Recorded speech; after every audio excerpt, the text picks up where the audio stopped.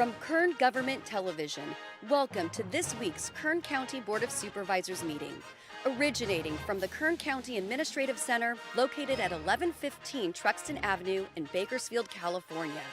Grounded in ideas, energy, and innovation, Kern County's vision is to be a driving force for the world's fifth largest economy, and our mission is to exceed expectations of the communities we serve, changing the way they feel about government, those who manage it, and the services it provides. Today's Board of Supervisors meeting will convene momentarily.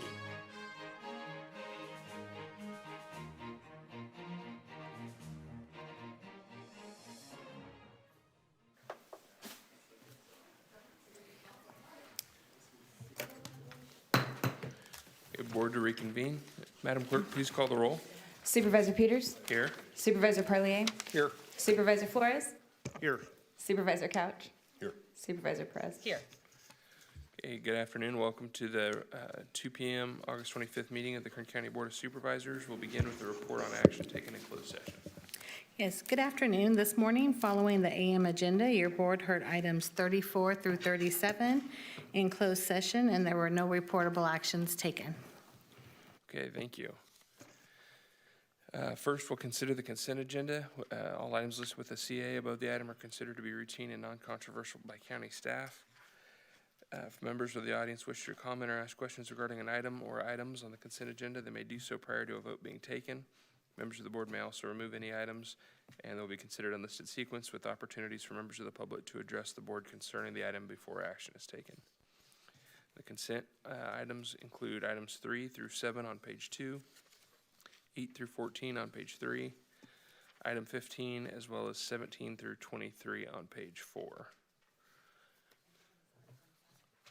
Oh, I'm sorry, thank you. And 24 and 25 as well on page 5. Do any members of the board want to make comment before we take public comment? Okay. Have any members of the public registered to comment? We have no speakers. Okay, thank you. Motion on consent. Second.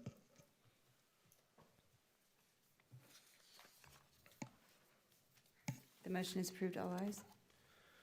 Okay, this takes us to public presentations, which is a portion of the meeting reserved for persons to address the board on any matter not on this agenda, but under the jurisdiction of the board. Members may respond briefly to statements made or questions posed, ask questions for clarification, make referral to staff for factual information, or report back to the board at a later meeting. The board may also take action to direct staff to place matters of business on a future agenda. Are there any members of the public registered to speak? Ellen Schaffhauser.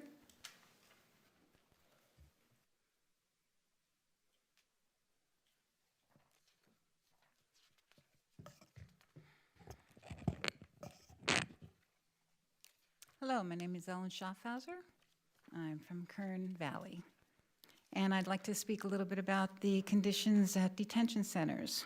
I work with Faith in the Valley, and I'm sure that you've met me before. And I'm here to keep in the forefront that the Kern County Detention Center concentration camps are illegally detaining persons who are legally in this country. The very fact that they have been court-released back into society is proof of their illegal detention. The Faith in the Valley, who greet the released detainees, ask no questions of these released persons, yet they give voluntary information as we're trying to be able to get them home. This is truly a detention industrial complex that we have here. A taxpayer-sponsored money-making machine. Poor quality food, sandwiches with mystery meat in it, tasteless, no vegetables, no fruits, sickness in the elderly, and many of them lose weight. If you don't think that it's a money-making machine, if you're paying $17 for a cup of coffee, and that's money usually from a family who has put some money into their commissary account, that sounds like extortion to me. $1 a day for working. So if you just work for 17 days, you can get a cup of coffee. Medical attention is delayed for many days. This is what we learned from these people who come out of detention, and we're getting them home. And when we do talk to them, and they talk to us, we get this information without asking.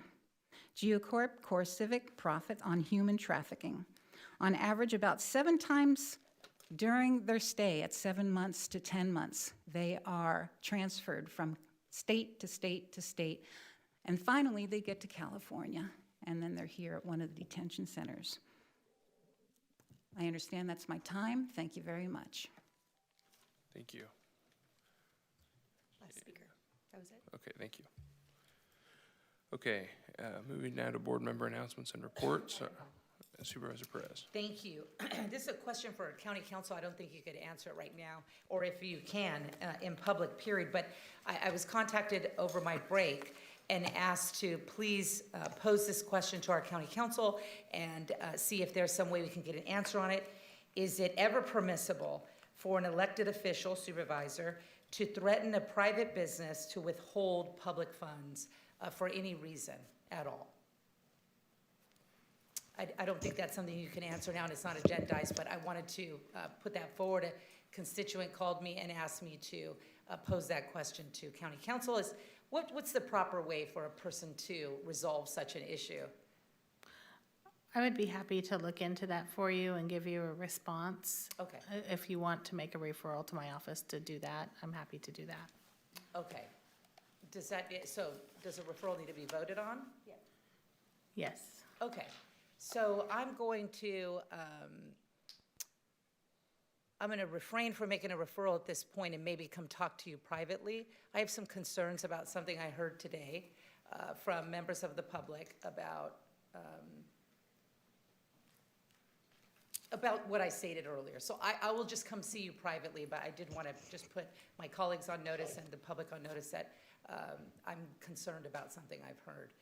And so I will come meet with you and we'll resolve it in a way that's appropriate and informs the public. Okay, So- I'm happy to meet with you on that. Thank you very much. You're welcome. Okay, thank you. Any other questions or comments from the board? Okay, seeing none, that takes us to item number 16, a response to the August 11th, 2026 referral regarding Assembly Joint Resolution 23. Good afternoon, Chairman Peters and members of the board. I'm Stacy Kuhara, Assistant County Administrative Officer. So this item is in response to your August 11th referral regarding Assembly Joint Resolution 23. As requested, staff prepared a formal letter to the legislature outlining Kern County's perspective on the measure and underscoring how rural and inland counties remain sidelined in statewide policymaking. Recent decisions on energy, taxation, water, and land use have imposed significant burdens on Kern County, despite our longstanding role in powering California's economy through agriculture, natural resource development, and renewable energy production. The letter asserts that AJR 23 creates a strategic opening for lawmakers to directly acknowledge these persistent challenges and to work with rural communities in a more substantive way.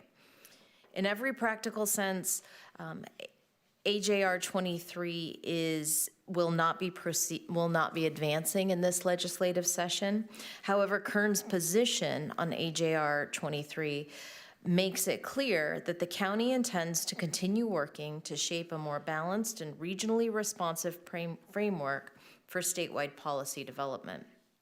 We've been active participants in the San Joaquin Valley Regional Association of California Counties, a group that includes Fresno, Kings, Madera, Merced, San Joaquin, Stanislaus, and Tulare. In our meetings with this group, it's clear that Kern's frustration with Sacramento's top-down, one-size-fits-all approach is shared across rural California. Even so, Kern views AJR 23 as a timely opportunity to recalibrate the relationship between state and local government, encouraging legislative engagement that recognizes regional realities and supports a more inclusive, durable policymaking for all of California. Ultimately, time will tell whether the legislature chooses to step into its responsibility to repair its relationship with rural California by taking meaningful, measurable steps to ensure genuine inclusion in statewide policymaking. This concludes staff's prepared comments.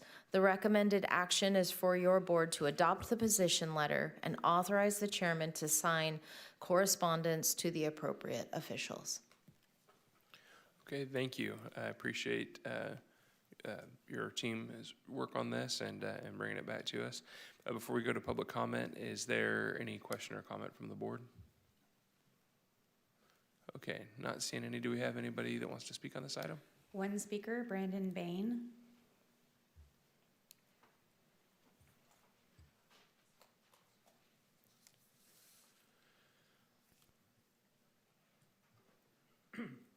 Hello, members of the board. Hello. I'm just here to just speak some quick facts about our county. Our county is the third most dangerous county in the state of California. We are one of the more uneducated counties in our state, with 23% of our population having not even graduated high school. For every one doctor, there's 2,090 residents.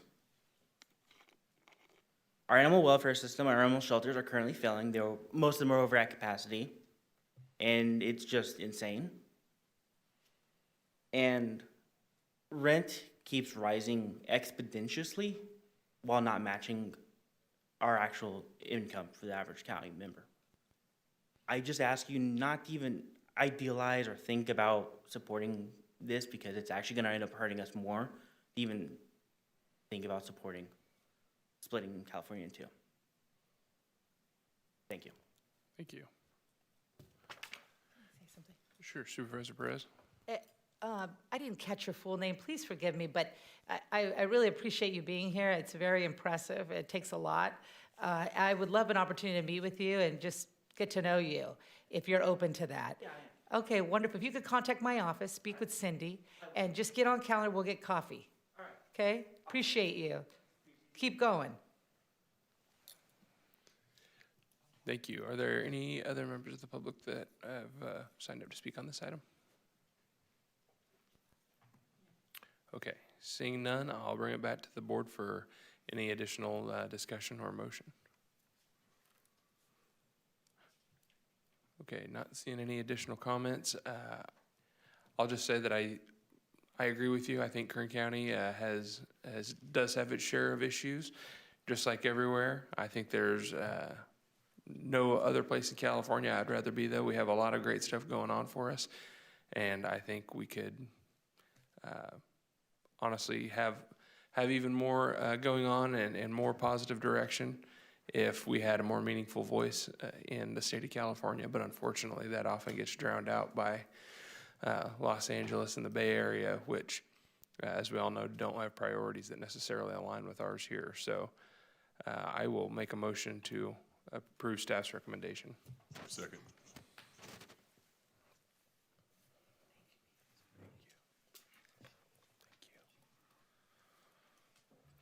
The motion is approved, all ayes. Okay, thank you. That brings us to the end of our agenda, and with no further business to consider, I will entertain a motion to adjourn to Tuesday, September 1st at 9 a.m.